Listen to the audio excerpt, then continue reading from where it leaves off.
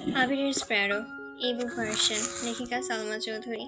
মিনহাজ কিছু বলতে যাবে, ঠিক সেই মুহূর্তের আগে দুটো মেয়ে আবার উপস্থিত হলো। মেঘ তাদের দেখে জিজ্ঞাসা করলো, এবার কি চাই? আপনার জন্য একজনে ফুলগুলো পাঠিয়েছেন, সাথে এই কাগজটাও দিয়েছেন। মেঘ শান্ত গলায় বলল, সেই একজন কোথায়? নিজে এসে ফুলগুলো দিয়ে যেতে বলো। মেয়েগুলো কিছু বলার আগে মিনহাজ বলতে শুরু করলো, সুন্দরী মেয়ে দেখলেই ফাজলামো করতে ইচ্ছে করে। কে পাঠিয়েছে তোমাদের? বন্যা নিশ্চুপ দাঁড়িয়ে থেকে সব ঘটনা দেখছে। দুইজনের মধ্যে একজন বলল, আপু ভাইয়া কিন্তু অনেক কিউট, ফুলগুলো না নিলে ভাইয়া মন খারাপ করবে। তো আমি কি করব? ফুলগুলো নেন। মিনহাজ রাগান্বিত কণ্ঠে বলল, একদম নিবি না। মেয়ে কথা না বাড়িয়ে ফুলগুলো নিয়ে নিল। আস্তে করে বলল, নিলাম ফুল, যাও এবার। এরপর কিছু দিতে হলে তোমাদের ভাইয়াকে নিজে আসতে বলবা। আচ্ছা। মিনহাজ বিড়বিড় করলো, তোরে বারণ করলাম, কিন্তু তুই আমার কথা শুনলি না কেন? কোথাকার কে ফুল দিল আর তুই নিয়ে নিলি? মেঘের আচরণে বন্যাও কিছুটা বিরক্ত। চেনা নেই জানা নেই কেউ ফুল দিলে আর মেঘও সেটা নিয়ে নিল। তার চেয়ে বেশি বিরক্ত হচ্ছে মিনহাজের জন্য। মেঘ ফুল নেওয়ায় মিনহাজের মেজাজ চরম খারাপ হয়ে গেছে। মেঘ সেসবে পাত্তা না দিয়ে দ্বিতীয় চিলকুটটা খুলল। তাতে লেখা, এই বসন্তের অনেক জন্ম আগেই তোমার প্রথম দেখেছিলাম। আমি হেঁটেছিলাম নিরুদ্বেগের পানে। সেই বসন্ত এমন ভীষণ দামি আমার কাছে। মিনহাজ একটু ঝুঁকে মেঘের হাতে চিলকুটটা দেখার চেষ্টা করলো। এই চিলকুটের নিচে ছোট্ট করে এএস লেখা।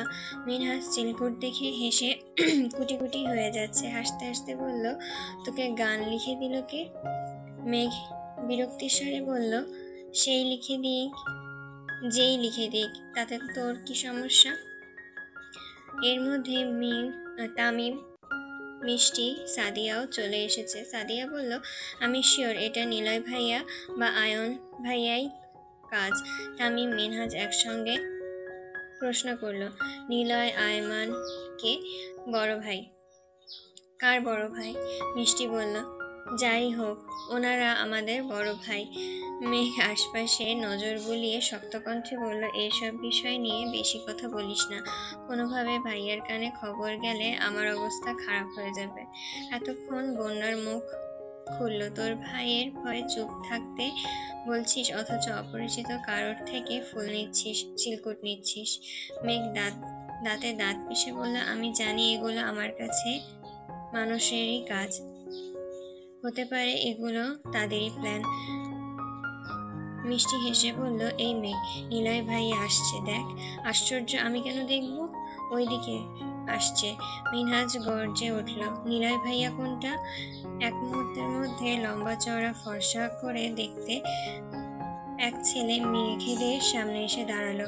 রাগান্বিত কণ্ঠে বলল, তুমি মিনহাজ? মিনহাজ আমতা আমতা করে বলল, জি, আপনি? সাইদুল ইসলাম নিলয়। চলো। কোথায়? একটু ভেতরে আসো, তোমার সঙ্গে দরকার আছে। কি দরকার? নিলয় চোখ রাঙিয়ে গম্ভীর ভাব নিয়ে বলল, চলো বলছি।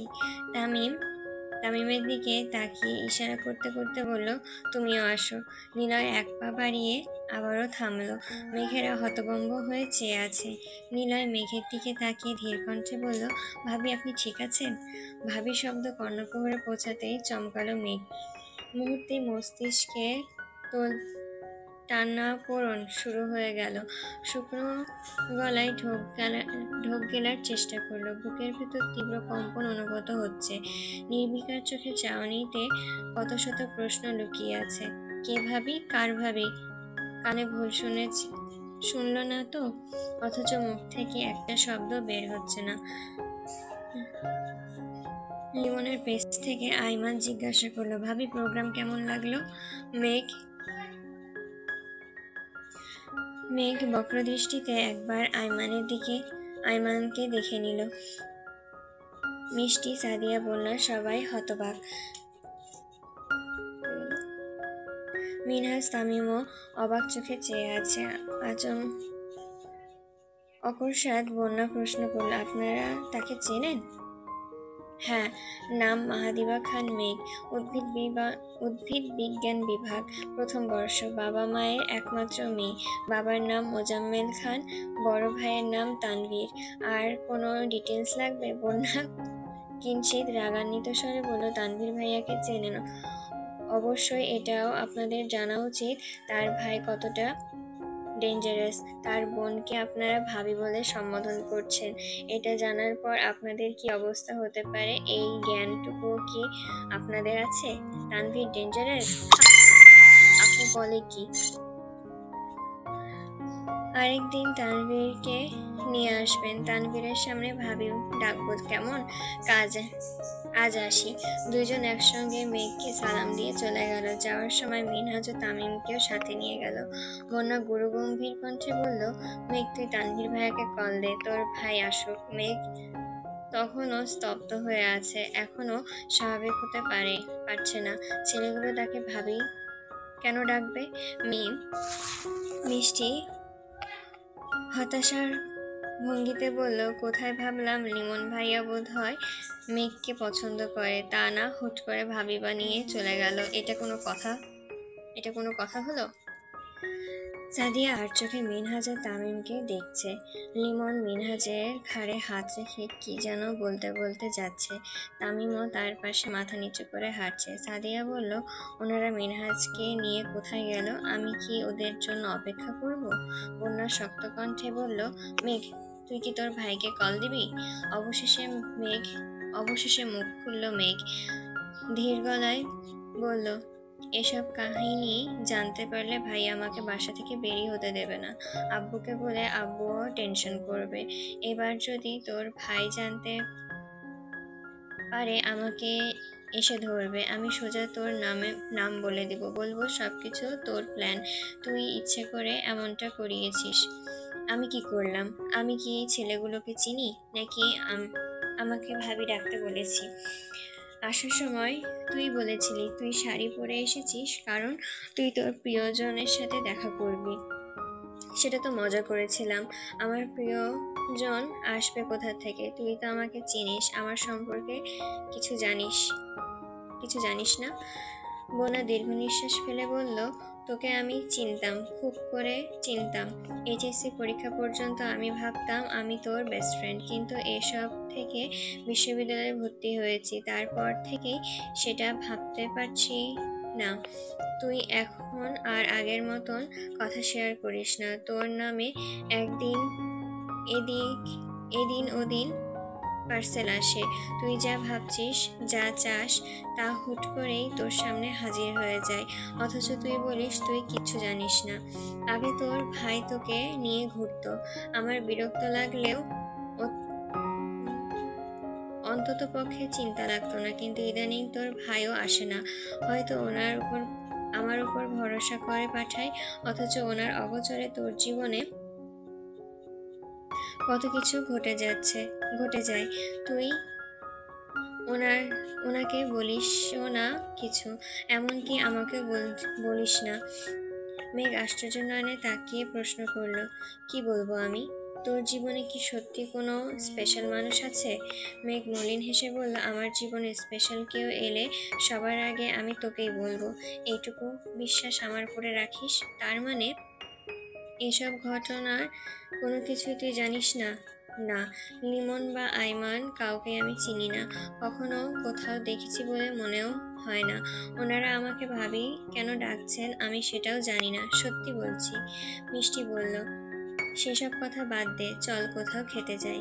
হ্যাঁ চল।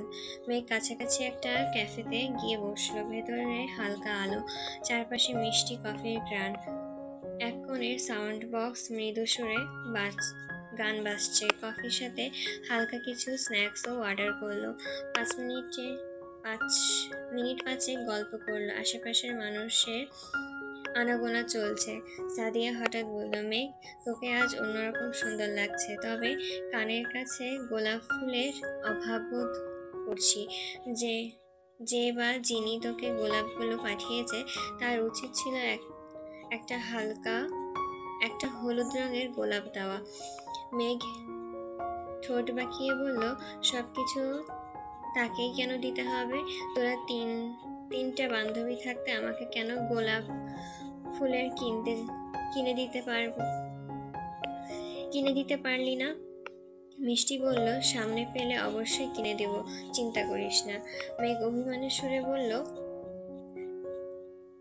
আমি এত কষ্ট করে প্রথমবারের মতন শাড়ি পরলাম, কোথায় তোরা একটু বেশি প্রশংসা করবি, তা না করে আমার সাজের মধ্যে ভুল ধরছিস শুধু।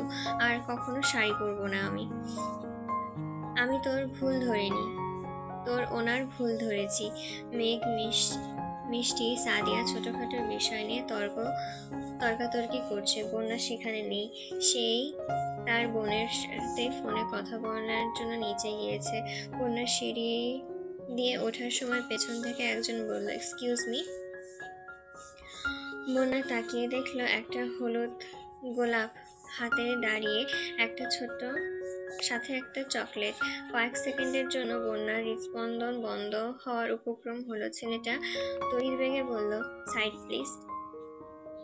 বন্যা কিছু বুঝে ওঠার আগেই ছেলেটা দৌড়ে সিঁড়ি দিয়ে উঠে ক্যাফেতে ঢুকে পড়ল। বন্যা কিছু সময় স্তব্ধ হয়ে রইল,